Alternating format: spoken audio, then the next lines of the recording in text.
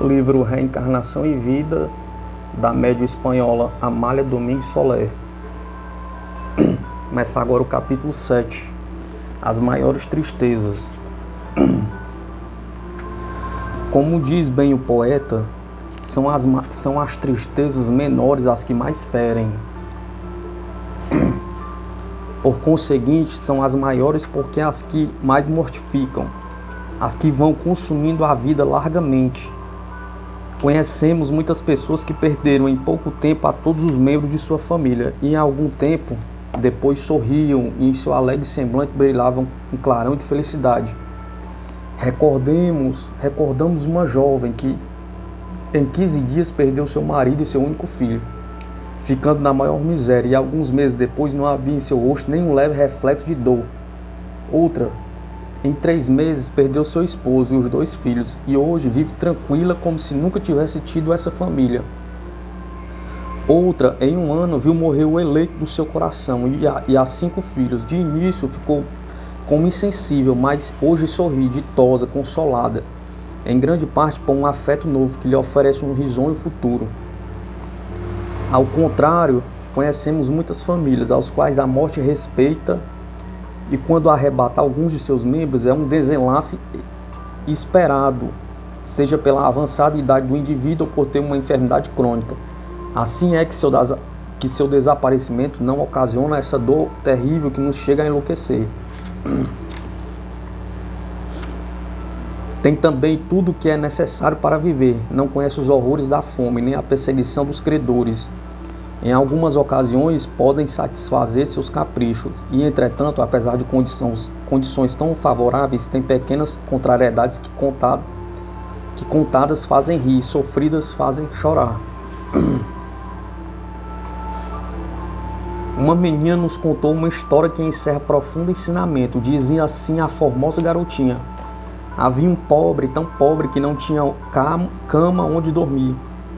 Dormia sobre um pedaço de esteira, justamente em frente de seu cubículo. Vivia uma família de posses que todos os dias punha na sacada os colchões de suas camas, os quais o infeliz mendigo olhava com inveja, que lhe devorava o coração.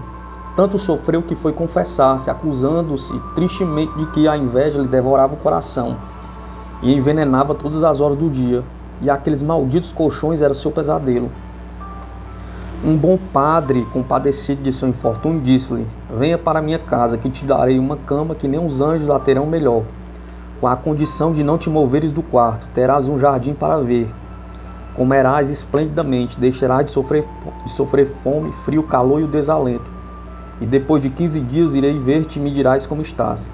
Mas te advirto que não deixes teu rincão, e nem jogues o pedaço de esteira, pois não sabe o que poderá suceder. O mendigo, ébrio de alegria, foi atrás do bom cura, em busca de seu novo quarto. Sua alegria não teve limites. Quando deitou-se numa cama com 3 colchões, que de tão macios pareciam almofadas, com lençóis que disputavam em brancura com a neve, e travesseiros de plumas. A primeira noite, o mendigo dormiu com todo prazer, e no dia seguinte despertou com muito bom apetite. Comeu quanto quis e depois ficou à janela, contemplando o jardim por longos momentos. Voltou-se a deitar-se para desfrutar sua cama, acordado, e assim esteve 5 dias, comendo, dormindo e olhando para a janela os jardineiros que trabalhavam no jardim e o hortelão que cuidava da horta.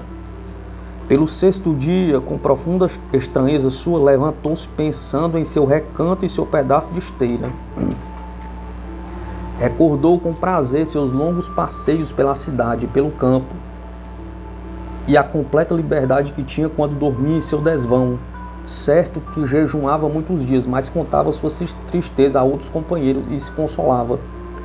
Esteve 3 dias lutando com suas recordações, até que pediu para ver o bom cura, que veio ao seu encontro, e o mendigo lhe disse: Senhor, estou muito agradecido pelas suas bondades, mas peço que me deixe voltar ao meu pobre quarto, onde agora serei feliz, porque não mais invejarei os colchões de meus vizinhos. Nesses dias me convenci de que não é a abundância que traz a felicidade.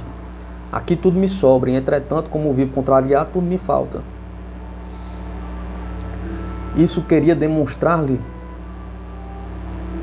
Disse o padre sorrindo, que é ilusão, que é visionário, todo aquele que inveja a outrem. Porque quase sempre o invejado tem no fundo de sua vida muito pouco que invejar. Vive tranquilo com tua miséria, pois nunca é pobre aquele que se contenta com sua sorte. O mendigo voltou ao seu desvão, contemplou o pedaço de esteira com viva satisfação, reclinou-se nela e sorriu feliz, porque já a víbora da inveja não se embriagava em sua mente. O fundo moral deste conto é de profundo ensinamento, porque demonstra que as pequenas contrariedades envenenam a vida até o ponto de preferir-se a miséria e a abundância. Em meio a essas tristezas que tanto mortificam e que, entretanto, passam completamente despercebida para muitos seres, a generalidade acredita que, estando satisfeita as primeiras necessidades da vida, tudo mais não fere o coração do homem, não sendo assim na realidade. Existem manjares que são mais amargos que o fel, e há pão longamente dormido, mais doce ao paladar que o mel. Nós, por circunstâncias especiais de nossas vidas, por não termos família e outras causas, tivemos que viver sem lar próprio por razões naturais, e assim tivemos mais ocasiões que outros para conhecer essas pequenas contrariedades que também influem, às vezes, nos acontecimentos de nossas vidas, e tantas voltas dão às nossas determinações. Na terra, enxameiam, como é lógico, espíritos inferiores, de instintos incompatíveis com o bom gosto. São seres grosseiros, e quando se une a eles um espírito mais distinto, mais delicado, mais sensível, ainda que muito distinto de ser bom, há tanta distância entre a vulgaridade e a distinção que o mundo se interpõe. Muito estudamos na sociedade, mas precisamente nos seres que nos rodeiam mais de perto, mas também aqueles que nos parecem de todos, ávaros de felicidade, como todos os espíritos em prova. Assemelhamo-nos ao mendigo que inveja os colchões. Sempre olhamos com febril afã os semblantes dos seres onde se irradia a alegria, e tratamos de relacionarmos com eles para ver se a felicidade era completa. E nesses estudos, quanto aprendemos, nessas profundas observações, é onde encontramos essa série de pequenas contrariedades que formam um conjunto insuportável. Quantas vezes sucedeu que nós, acreditando profundamente desgraçados, fomos contar nossas amarguras a um dos felizes da terra e começar o afortunado a enumerar todas as contrariedades que o rodeiam. Ouvindo seu relato, comparando suas ditas com os nossos, nos cremos felizes, sendo aquele rico, muito rico, e nós, efetivamente, comparados a ele, um dos muitos mendigos que pululam por este mundo. Observe-se nesse triste planeta tal desunião e animosidade entre os espíritos. Mesmo no casamento entre pais e filhos está a luta íntima, e entristece profundamente ver esta guerra surda que divide a maioria das famílias. Que egoísmo tão profundo, que amor próprio tão exagerado.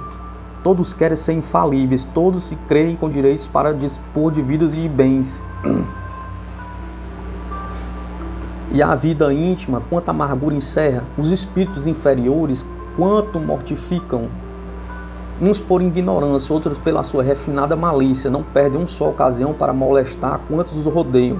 Mulheres, vós que viveis continuamente dentro de vossa casa, que sois as encarregadas do ninho doméstico, que em vosso calor crescem e se desenvolvem os pequeninos, escutai vossa amiga, muito vos queremos, não só porque somos acidentalmente de vosso sexo, mas porque vemos que podeis ser os anjos da terra, e entretanto vos empenhais muitas vezes sem ser o ponto da discórdia, a trabalhar e a sacrificar pela família. O que fazeis não é para despertar o agradecimento, mas sim para fomentar o fastio e o aborrecimento.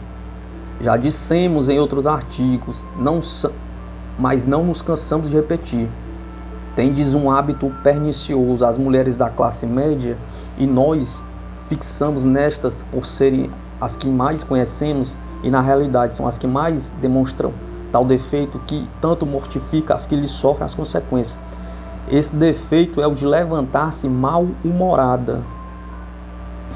Vimos muitas mulheres do interior, muitíssimas delas, irem lavar no rio, levando sobre a cabeça uma grande trouxa de roupa, uma criança no colo e outra puxada pela mão, falando alegremente com seus filhos. E entretanto, as que estão em casa, que não têm que passar maus momentos, estas se levantam muitas vezes brigando e procurando ferir com suas palavras. Durante a hora da comida, em algumas casas é terrível. Todos os aborrecimentos, todas as questões complexas. No momento em que se reúne a família, não é mais que para disputar uns com os outros. E esse infeliz costume é a base de grandes dimensões domésticas, dissensões domésticas. Alguns dirão que nos fixamos em ninharias, mas na realidade não são. Lamentável é a família que, quando se reúne seus membros, não trocam um sorriso. Esses seres, ainda que sejam milionários, são mais pobres que os mais pobres da terra. São os que sofrem as maiores tristezas. São os que bebem fel em toda a sua existência. Sempre vereis espíritos inferiores, intratáveis, retraídos, descontentes, ao contrário de um espírito amante do progresso. Sempre vereis sorridente. É tão formoso um rosto risonho, encanta-nos essas mulheres, e existem algumas em cujos lábios se desenha o mais doce sorriso. E em seu rosto esse esplendor divino que os pintores místicos dão à cabeça de seus santos, ao lado dos seres que bendizem quando falam, pode suportar todas as amarguras da vida, porque sua doçura nos alenta. Ao contrário, junto a essas pessoas maliciosas que sempre falam com segunda intenção, que contradiz até nosso mais recôndito pensamento, que não sabe agradecer o bem que desfrutam, que mesmo querendo, aborrecem com sua amizade. Viver ao lado destes seres que inegavelmente tanto se multiplicam é viver morrendo. Pensamos escrever uma série de artigos classificando as penas maiores que indubitavelmente se encontram nessas pequenas contrariedades, aos quais unidas formam um todo insuportável. O estudo do Espiritismo faz falta para o desenvolvimento da vida, mas nunca desejamos tanta sua vulgarização como quando contemplamos essas famílias, cujos membros vivem juntos e estão mais separados que os dois polos da terra.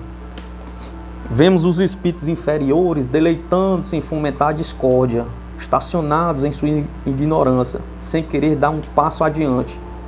E estes seres têm virtudes, e algumas valiosas, como pequenas rosas rodeadas de espinhos, que antes de aspirar seu perfume, lamenta-se pelas feridas recebidas com seus agudos espinhos.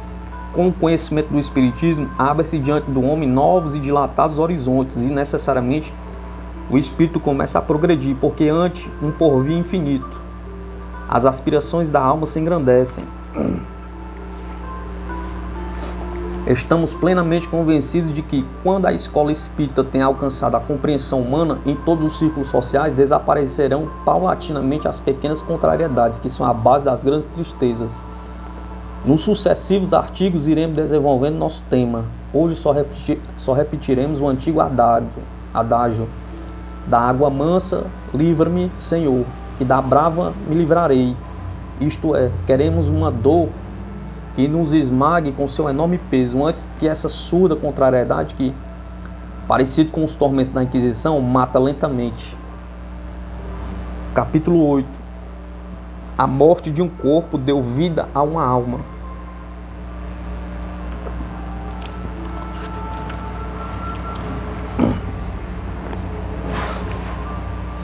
Entre as muitas cartas que recebo diariamente, muito me impressionou uma que me enviaram de Maiagués, assinada por Rosendo Torres, que depois de elogiar meus escritos pelo consolo que lhe davam, me dizia o seguinte: em 18 de fevereiro de 1905, a senhorita Heloísa de Castro estava muito entusiasmada com a próxima festa do carnaval, pois sabia que iria ser proclamada a rainha desses alegres festejos, na vizinha cidade de Cabo Rojo. E por esse motivo vestiu-se com suas melhores roupas e adornou-se com suas joias para ir em companhia de sua mãe, a Maiagués, para comprar seus trajes de rainha. Adornou-se e embelezou-se tanto que sua mãe, assombrada, lhe disse: mas Heloísa, por que te enfeitas tanto? Pensa que vamos a alguma recepção? E a mãe tinha seus motivos de sobra para estranhar que a filha se tivesse com tanto luxo, porque nunca havia tido desejo de parecer tão bela e assistir ao teatro e ao cassino vestido com a maior simplicidade, mas naquele dia enfeitou-se como se fosse casar. Com sua mãe subiu a um bonito cochezinho e dirigiram-se à cidade. Desgraçadamente na estrada havia uma encruzilhada e o trem por ali passava.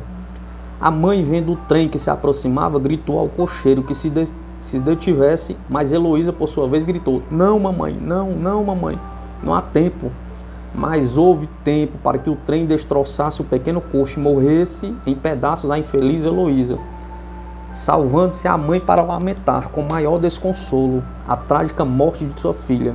Até a natureza parece que chorou ante tanto infortúnio, porque chovia torrencialmente quando o trem destroçou a carruagem onde ia a gentil Heloísa. Sua pobre mãe pôs-se a gritar dizendo: "O que não compreendo, o que não me explico, é como levando minha filha tantas relíquias em si, tantos relicários com imagens de santos, não pode salvar-se indo tão bem acompanhada. Será que é mentira a proteção dos santos? Os espíritos me puderam dizer algo sobre tão triste acontecimento?" A mãe da menina estava perguntando, né? "Escrevam a Amália, digam-lhe que uma desolada mãe roga que pergunte aos guias de seu trabalho, porque minha filha teve que morrer de modo tão desgraçado. Não é curiosidade, é a dor de uma mãe sem consolo que pede um raio de luz para não terminar enlouquecendo." Assim diz a mãe da infortunada Heloísa: "Se os invisíveis podem dizer por que morreu de maneira tão trágica uma menina amada que não tinha inimigos, porque a ninguém havia feito mal, pergunte a Amália," a médium, né? "Pergunte que uma mãe espera sua resposta como sedento uma gota de água que umedece seus lábios secos, e como ela esperamos igualmente muitos espíritas." Muito me impressionou a carta de meu irmão Rosendo Torres, mas nem sempre há médios disponíveis para satisfazer-nos. Tive que esperar mais tempo do que eu queria para perguntar sobre o passado da formosa jovem que se vestiu com tanto esmero para morrer e contemplou-se com todas as suas joias diante do espelho, coisa que ela não tinha o costume de fazer. Enfim, meus desejos se cumpriram e um espírito ditou-me a seguinte comunicação: "A dor de uma mãe é sagrada e dar-lhe consolo é uma obra de caridade. Ela lamenta que sua filha não pudesse salvar-se da morte, não o bastante levasse sobre o peito tantos escapulários bentos. Pobre mãe! Quando um espírito se decide a pagar uma dívida, não há santo que o detenha, nem Cristo que o salve, nem virgem que o separe dos abismos. Cumpre-se a lei, crendo em todas as lendas religiosas ou negando-se a existência de Deus. A justiça eterna é superior a todas as crenças e a todas as negações. E Heloísa morreu do modo que quis morrer. Em uma de suas anteriores existências pertenceu ao sexo forte e era um garboso rapaz de um continente bonito. Era muito apreciada por sua formosura física, porque era o que dizeis, um bonito homem, mas não tinha coração. Galanteava as mulheres por orgulho, para vê-las a seus pés, e gozava desonrando as mulheres mais virtuosas, semeando discórdias nos lares mais tranquilos, e muitas mães de família viram-se desprezadas por seus maridos e por seus filhos, por terem faltado a seus deveres, vítimas das ciladas daquele filho de Marte, pois era militar o irresistível sedutor, com seu uniforme recamado de ouro, chapéu adornado de plumas brancas. Era uma figura tão atrativa e tão interessante que em todas as proezas de amor ficava com a vitória, bastava olhar para vencer. Esteve longo tempo em uma populosa cidade cercada por forças inimigas, e para entreter seus ossos conquistou uma formosa jovem pertencente a uma família de alta linhagem. A jovem cedeu a todas as suas exigências amorosas, foi a escrava submissa de todos os seus caprichos, não vivia mais que para amá-lo, delirava por ele. Quando estava muito feliz, as forças inimigas pediram tréguas, firmou-se um tratado de paz e as tropas que haviam defendido a cidade receberam ordem de abandoná-la. O sedutor disse então à sua vítima com a mais rude franqueza: consagrei-te mais tempo do que habitualmente consagro a minhas aventuras galantes. Guardo de ti uma recordação muito agradável, mas como sou uma ave sem pouso, não espere voltar a ver-me. Adeus.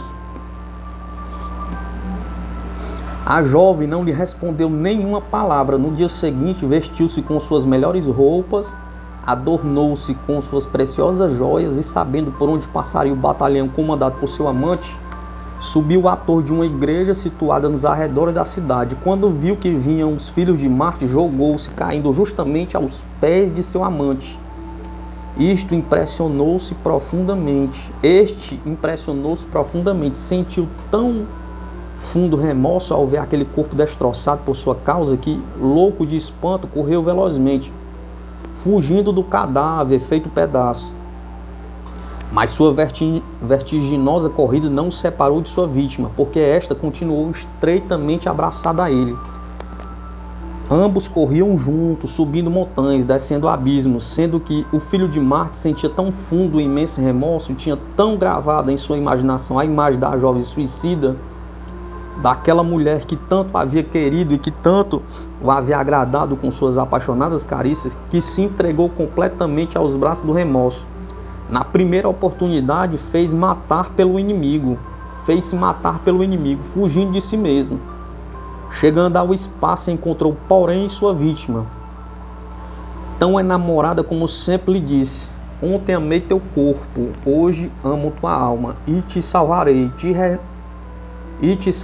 te renegarei, porque para salvar-te é para regenerar-te. Joguei-me a teus pés para impressionar-te, despertar teu sentimento, e para afogar tuas paixões, fazendo que te arrependesse. Nunca te deixarei, nem em sonho, nem em vigília, nem no auge do prazer, nem no abismo da dor. Continua pagando tuas dívidas, que já muito contraístes, e ao saldar tuas contas te espera meus braços espirituais, que serão sempre teu refúgio, teu corpo de salvação.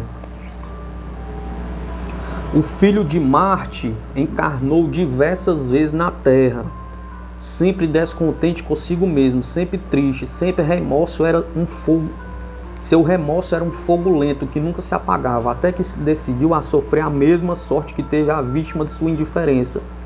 Por isso não podia salvar nem as relíquias, nem os relicários, nem amuletos, pois quando o espírito afirma sua sentença de morte, não há salvação possível. Diga a esta mãe desolada que o espírito de sua filha já está tranquilo e que a acompanha seu anjo bom, a qual com sacrifícios conseguiu a recuperação de um espírito rebelde. Bendito seja esse dulcíssimo sentimento de amor. Por amor as almas se purificam, por amor os povos se engrandecem, por amor se realiza o progresso universal. Adeus. A comunicação que recebemos é de grande ensinamento, que ela sirva de consolo à desolada mãe e ao estudo dos espíritas. A história da humanidade é o melhor livro de textos para estudos do porquê das coisas, para solucionar os grandes problemas sociais que tanto preocupam os que desejam que reine na terra o amor em toda a sua doçura e justiça, com todos os direitos. Sonho que só poderá realizar-se quando se compreenda a verdade do Espiritismo. Quando todos os homens se convencerem que vivemos ontem e viveremos amanhã, e que de nós depende viver no céu ou no inferno, e como a eleição não é duvidosa, chegará um dia em que os espíritos acharão na terra um oásis, um paraíso, uma mansão de paz, habitada por homens sábios e por homens bons. Reencarnação em vida, da média espanhola Amália Domingues Soler. Depois a gente vai começar a ler o capítulo 10.